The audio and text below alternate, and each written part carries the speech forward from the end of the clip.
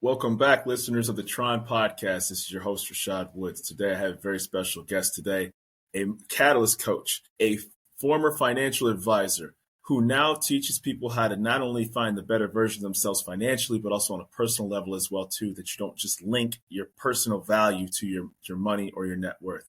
Leisa Peterson, thank you very much. Hello, I'm so happy to be here. I'm pumped, because, when you start seeing people who are in Forbes and Wall Street Journal and have credentials and like yourself, they don't just talk to people like me. I'm really just a guy with headphones on trying to make a little niche here. I love your story, your background, what you've accomplished, and how you help people. So please, it's all about you.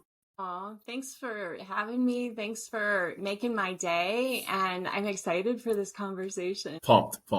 Really excited about it. So, obviously, I listened to some of your interviews. You said you didn't come from wealth. So tell us about your background, please. Yeah, it definitely surprises people because I have come a long way, I'll say. My parents got married probably right out of high school. My dad had actually already been in jail just to set the stage before they were married. Oh, wow. I didn't know those things when I was growing up, but eventually I was born in the late 60s and grew up in the Bay Area, born in Oakland, California. And when I was growing up, my dad got involved in drugs and started dealing drugs on the side. And I just had a very unconventional childhood where that wasn't the norm. Mm-hmm. I didn't know anyone else who was having these experiences. And yet it's funny because it did teach me about capitalism very early in life. I'm not sure if it was the best way to learn about it. Right. Well, they figured it out. Ultimately. Yeah. There's another topic on that. I'm sure there's let's just say that obviously it's tough to kind of put the words into that, but you did learn about money handling and transactions and cash flow, from an experience like that. Yes, totally. I could give you some stories. Oh my goodness. But I figured out, even though my parents, they were very full of love and they loved my brother and I deeply, mm-hmm. they weren't really good with money. Right. And so they got in trouble. They got in a lot of debt. Money was one of those things that they thought about. It was always a topic of discussion, not in a good way. Mm. They didn't know how to save money. They just were good at spending it. And so what happened was early in life, I decided that, okay, my parents don't have this figured out. So if I can figure out how to have money, then everything will be fine in life. It's like rainbows and unicorns, and I just need to figure out how to have money. And that worked for a while, but unfortunately, tragedy started hitting. In 1999, my dad was actually murdered. Oh my goodness. I hate I feel like a bummer when I say these things, but it happened mm-hmm. and it changed my life because it woke me up mm-hmm. to the fact that the stories in my mind about money and about life were actually really messed up. And I didn't have any tools. I didn't have faith. I didn't have friends that could understand and help me through something like this. Mm-hmm. Like I wasn't the person that I wanted to be. Mm-hmm. And it began a journey for me that continues to this day. I went to a more spiritual path. I started meditating. I started mindfulness practices, all the while still working in finance, helping people with their money, right. helping them understand. But eventually I started to realize that all that I was doing on an inner journey actually had a lot to do with this outer journey of money. And right. I started realizing that I wanted to teach about that. Correct. So that I have 2 beautiful children, been married to my college sweetheart for what feels to be forever. And we live a really blessed life, mm-hmm. but I wanted to set the stage for like where I've come from. For sure. Because it helps people maybe. Yeah. And I did know about, situations that happen in your life, and I'm not going to be the person to bring that up. I heard it on a previous podcast, and, that's an area that's very sensitive, and I wasn't going to, go there on what that happened. So I appreciate you being, forthcoming with what took place in your life. I thought what was very interesting about your background was, on paper, you're like, I spent 10 years in financial services. I'm driving, I'm driven, my career's going well, closing deals, you're in mortgage lending, you're in all the various institutions in finance. And then all of a sudden you walked away from it. Like, you know what I'm saying? Like on paper, like, how does that even come forthcoming to you that after that, I'm going to walk away from this, and end up being more successful on the other side of it, because that's what holds people back a lot of it, because I'm only trained to do one particular thing, or this is all I know. This is what my degree and the plaques on the wall say that who I am. Yeah. Well, it's interesting though, and you just said it, so I want to build off of this. You said, and being essentially like more successful. And I want to question that for a second, because I would probably have a lot more money and even status if I had stayed in the corporate world. Right. Like it was all there for me. Right. And what I've done the past 11 years when I walked away from all of that and started my company has very little to do with money and very little to even do with status. Like, yes, it's cool to be mentioned in these publications and to have cool friends, but like all of that pales in comparison to who I have become as a result of walking away and learning about myself and building confidence in a person that I didn't even know existed before I left. That to me is the biggest wealth I could have. And I think that's amazing because, you know, people's status oftentimes is tied to their LinkedIn profile, so to speak, right? For lack of a better term. So, you know, the economy ebbs and flows and dips, and we've seen what happens when people have that taken away, because it's very easy to get it removed from you. And so when you realize that that was a portion of your life, and it kind of also, not only say kind of, it does directly correlate with how you manage your company now, right? So now let's talk about your company specifically, because you don't just take like the balance sheet accounting approach to it, right? You take what I saw from previous interviews and from your website are stages. There's 8 phases, right? So about how you actually get people to be mindful, also have meditation and the proper mindset. And then you do retreats as well, too. So I'd love to hear about that. I know that's a lot I just kind of mouthed off. So sorry. No, it's good. Yeah. I mean, first, let's say the most important thing about what I'm about to share is my husband and I have done very well financially to the point where we have enough money to take care of us for the rest of our lives, which gives me incredible privilege and freedom to be able to focus on only doing things that I love to do. Right. And one of the things I love to do is to mentor and support and help other people. Beautiful. When it's a good fit. Right. And it doesn't matter about the money. Like I work with clients that pay me very, very little because to them, it's a lot. And that is just as important as somebody paying me a lot because they have the means to be able to do that. Or talking to a nobody podcaster. Oh my gosh, you stop that because you rock. And I talked to so many people, and immediately when we got on the call, you made me feel so good. I was like, okay, I'm going to remember this conversation because I don't, like we all have our ups and downs, right? And I like to be there for people, whether they're in their ups or their downs. And what I do in my business is a lot of it has to do with the journey I've taken, which is where is someone lacking in their knowledge, in their understanding of finance and business, or where is someone lacking in their understanding of themselves? For sure. And the confidence that they have about who they are. For sure. And I'm looking at both parts of a human and I'm saying these go together. How can they help each other? How can our knowledge help our confidence? How can our confidence help our knowledge? Right. And I'm working with people in that capacity. And it looks different for every single person I work with because everyone's different. I do want to ask real quick, only because people have a tendency to, I talked to the CEO of HOA.com, and he gave me a great quote. He said, there's life by design and there's life by default, right? And so when you have it by default, you wake up, kind of go through the motions because you've already known what you're going to do for the day. But when you design it and you come with a plan, I've noticed all the people that I've talked to on the show, such as individuals like yourself, have a discernible action plan about what they're going to do for the day, month, week, etc. And then that's when successful things happen to people.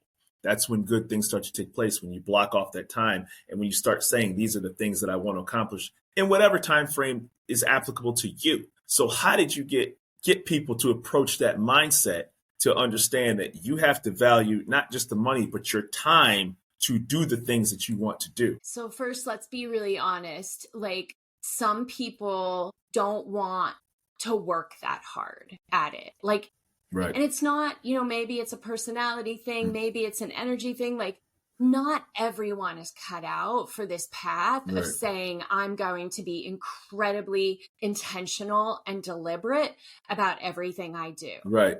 And that's why not everyone can reap the rewards, because you got to put that time in, you got to be committed. And there's going to be different phases of our lives. Let's talk about someone starting out or someone who wants more money.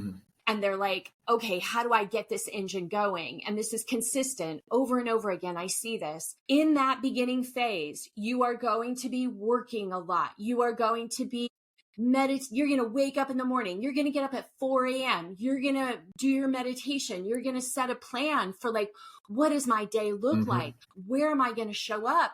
Where is my time best allocated for bringing in the money, for bringing in the opportunity? Everything you do has to be oriented in that way when you're getting the engine going. Right. And you can't fake that, and you can't skip that. No.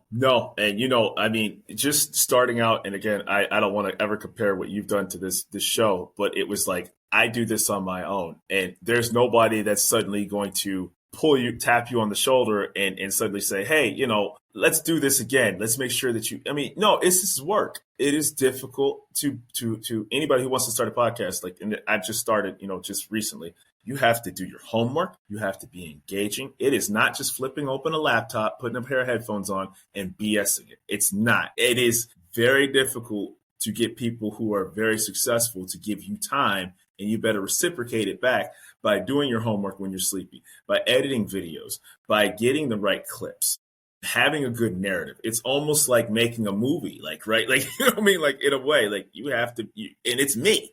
This is all me. And so to your point, you have two options. Do or don't. There's no gray area. Well, totally. And you and I and everyone listening, like, we aren't different when it comes to how much time we have, how much energy it's going to take. Like, momentum is momentum, and getting out of inertia is hard. It's hard. Even coming back from vacation, that first couple of days, you're like, oh, I don't want to be here. It's like, just let me go back. Like, it's not easy. No. But everyone has to go through that. And the reason I wanted to say that is that as our business evolves, the goal is to not have to work at that same level of intensity forever. Correct. To set up systems so that we are able to ride the coattails of like all that we've done. Right. I took an initiative in my mind when I first started my company that I was like, there is a sea of average out there. There is a sea of ideas out there. There's so much going on. My biggest goal is to figure out how I can differentiate what it is I'm talking about, what it is I'm doing. And that is not easy stuff. I call it becoming especially noticeable. Yes. We have to figure out a unique approach to who we are and what we're doing. And that takes time and energy and testing and seeing if people are responsive to it. Because we can come up with some great ideas to us, but if other people don't find them interesting, unquestionably, it's not something to pursue. It's called a hobby, right? That's what it's, you know what I mean? So about your book, The Money Catalyst, like there's a character named Maribel, 34-year-old, I don't even call her middle-aged woman, just a 34-year-old woman. What exactly is, and I noticed it was her journey along the way with her family, her husband, and she has some clarity that takes place in life. And it's gotten some rave reviews, and I will mention your book and where to find it, towards the end of the show. Give us some information about the book, please. You're so kind to ask. Yeah. So this is a labor of love to all the people out there who want to have a better relationship with money, like the whole idea of it. And so my first book was nonfiction, The Mindful Millionaire. I wanted to twist it up and bring a more story, parable-oriented book into the world that would touch people's hearts. So we're following this woman, Maribel, on her journey of realizing and waking up, just like I did, just like many of my clients have, that there are scarcity patterns that she's living with that aren't working for anymore. And what do I mean by that? She goes to Europe and she has this beautiful trip and she realizes that she's counting every penny. She's stressed about like, what's it going to cost? She almost didn't do the trip because she thought, well, I can't afford this. Like she's got these patterns showing up. And it's not that we have to go to Europe to like live abundantly, but the point was sometimes we got to go out of our comfort zone and try something different to wake up the synapses in our brains to see that maybe there's another way to do this thing called life. And that's exactly what she's doing. Beautiful. And the thing is about it is, this obviously this show's not about me, it's about you. But for me, by doing this podcast, I have talked to so many people that I never would have had the fortunate distinction to do so. Right. And I call it zip coded. You can get zip coded in life, right? Where you pass the same store, the same gas station, and you have like this nice little 5-mile radius that everything suddenly becomes very small in your life. And that's all you do. And you can predict when the light changes, it becomes predictable, right? And so then you start to have a realization where you have to shake it up a little bit, right? You almost have to be willing to look stupid. And so then things start transpiring in positive manners for you.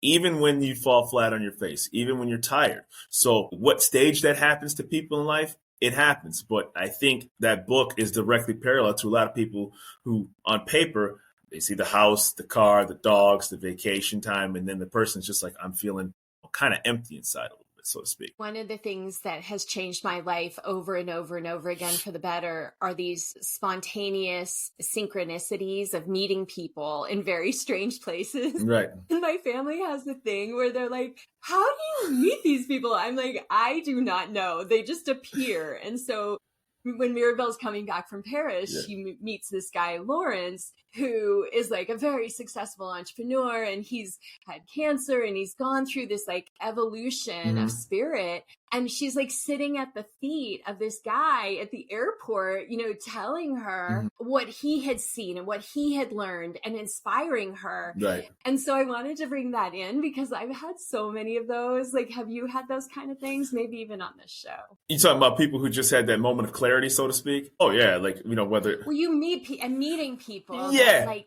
cause you to see things differently. So, I mean, listen, I'll just call a spade a spade. Like, I literally have met people, on here that I'm like, I wish I had known you my entire life, right? Because my mindset would have been, because having a winning mindset and not having, the wormhole of complaining or just always seeing the positive of how you can get through things. Because if you talk to enough people, you will find that there's a tragedy behind a lot in their lives, but it's how you manage it. It's how you plow through it. You don't know who has cancer. You don't know who had various ailments or whatever took place, but it's always about the next stage of evolution of them, right? It's a parable that it's like Apple, right? Like Apple went from floppy disks to iPhones to iPad. They kept evolving, right? So the key about a person is you have to keep evolving. You should not be the same person you were 20 years ago. You shouldn't be, right? Resonate really well. Your temperament should be different. The way you see things should be different. Your perspective should change a little bit because unfortunately at some point it will rear its head towards you. So just to ask you a quick question, again, I don't want to overtalk you. What's it like when you onboard a client, an entrepreneur in your company to be a client? Before I even work with somebody, there's several conversations that take place because I don't think I operate the way that a lot of other coaches do. And I need to make sure that we're on the same page. And what I mean by that, and I just recently met with someone, so it's fresh in my mind, but what we talked about was a lot of times people are very prescriptive in coaching, like you need to do this and you need to do that and you need to do this. And while that works for some things, maybe very practical financial matters, a lot of the evolution of a person's business and their wealth building journey is very unique to them. Right. And when you take the uniqueness out of the process, it takes all the joy, it takes all the passion, it takes all the excitement. And so what I'm looking to do is make sure that the person and that unique aspect of them, back to like becoming especially noticeable, doesn't get drowned out in the process of building a business. Right. Like, how do we keep you and your uniqueness as the center of the stage? Right. And then all of the other stuff is just tools to support the journey. Correct. And I find that people get really tripped up because there's so much to learn, especially in these technology-oriented businesses that many of us have. Right. It's totally overwhelming. Absolutely. So that's what it looks like. I'm getting to know the person, make sure that they want that kind of person to work with. Mm-hmm. And if they do, then more often than not, it's a great fit. And we go about the journey now of like, I'm looking for the gaps. What do they know? Saw that gap analysis. What do they not know yet? How do we make sure that we fill in the gaps? Because there are some really important things when we're building a business and we're building a brand and we're building wealth through our brand that I've learned we all need to incorporate into what we're doing. I think that one of the problems is people have information overload nowadays, right? So now you have a situation where every time you go to YouTube, every time you go to Instagram, every time, and I'm not knocking social media. I mean, it's there. I utilize it. So I'm not going to, but everybody's an expert now, right? Everybody's like, you got some 22-year-old kid, and I'm not saying there's not, like that, driving the fancy car, and you're like, oh, all you have to do is blah, blah, blah, blah, blah. And then they don't really give you anything when you look them up, just out of your own personal curiosity. There's no meat on the bone, so to speak, and they've never really accomplished anything, but it's easy to get sensationalized by a quick 30-second image or infomercial. So separating the real from the fake, in this era is very difficult, right? And then it becomes the imposter syndrome, where people immediately see something on the internet and they have to emulate it, irrespective of the actual work that needs to be put in to do something, right? And so it's interesting of the things that you talk about. And what I find fascinating about you is you've done this for years and you've helped thousands of people. And because you're successful on your own, you could sit back and just keep it all to yourself. But you said on your website, I want to help 1 million people. That's amazing. That's absolutely amazing. It's actually like 10 million 10 now, because I realized because I realized between my podcast and all the things I've done and my YouTube channel, I've already touched the lives of way more than 1 million people. Mm-hmm. And one day when I realized that, I was like, oh my gosh, I've got to up the number. How cool is that? Unbelievable. I mean, who does that, right? And so, but again, it's kind of similar to the phases of, I wanted this in my career, I got this in my career, now it's the next stage of evolution for you. One of the things I was fascinated about was you do personal empowerment for businesses and entrepreneurs as well, too. And you do retreats as well, too. So what about the retreats and how do those go? Retreats are one of my favorite things to do, first of all, because let's face it, we don't spend enough quality time with other humans in like going to camp when we were kids, shut it all down, turn it all off. Come on. No cell phone. Get to know people. No cell phone. Get to know people at the deepest level you could possibly imagine in 2, 3, 4 days. Right. Or maybe sometimes we went to Hawaii last year and that was a week. So beautiful. I love what happens to human beings when they step away. And in many cases, they don't know other people and they show up and they're just like, here I am. Mm-hmm. And we get to know the person from this place of their heart leading the way. Right. And magic happens at retreats because we don't have the distractions. I'm an incredible facilitator with people and understanding them at a very deep level by asking good questions, making sure that anyone who comes to a retreat that I host is going to feel like they're held and they're safe to be themselves and they're able to do work about growth that they might not have done anywhere else. And so I always think that it has a lot to do with me being able to see each person as their own unique individual and also build the experience of each other. Everyone's working together for our own personal development. And I would imagine that, you give them tools to open up because, traditionally, kids are different, right? Kids will just automatically just go over and snatch a crayon from a kid. And then next, the magic happens. Right? Adults can be very stoic because they're kind of like, I don't,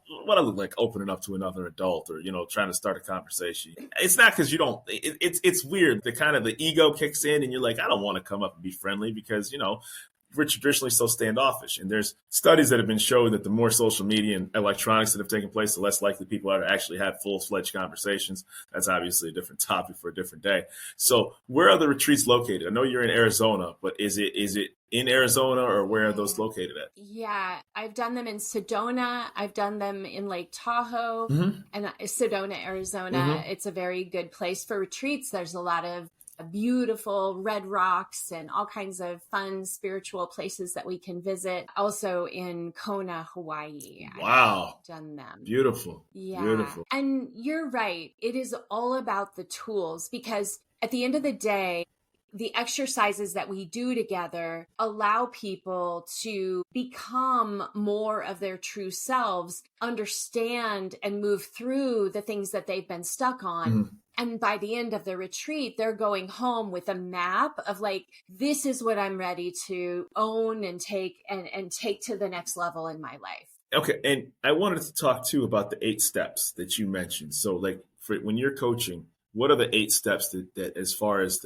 in detail that you've come up with and more importantly have worked very effectively? So yeah, I don't know why I always end up at 8 steps, but they're different. In both books, there's 8 steps. So I'm going to just more at a high level, like in the Money Catalyst, there's a process that we go through and it's this evolution of going from one state of reality to a completely different state of reality. And I found that we naturally go through these 8 steps. They might look a little different, but what the Money Catalyst is doing is it's taking us through awakening to the idea that there is greater possibility in your life than you understand in this moment. Just awakening to your possibility. Correct. Right?